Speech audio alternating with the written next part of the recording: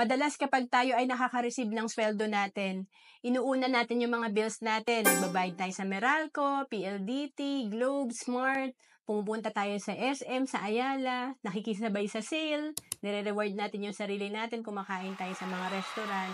Nakakalimutan natin na kailangan din natin mag-ipon. Kasi itong nagtatrabaho tayo yan, we have to pay ourselves first. Ibig sabihin, pag ikaw ay nag-ipon, naging priority mo ang pag-iipon, inuuna mo yung pasweldohin yung sarili mo.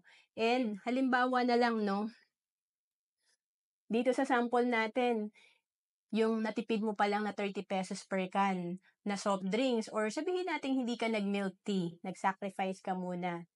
Sabihin na natin 1,000 per month lang ang iyong iniipon. Alam mo ba na ang 1,000 per month, pag natuto kang mag-invest, in 20 years, ito ay may projected fund na 911,210.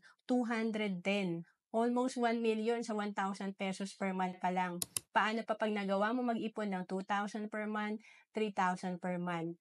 To know more about savings and investment, message mo na ako sa FB, Roanne Celis Capistrano.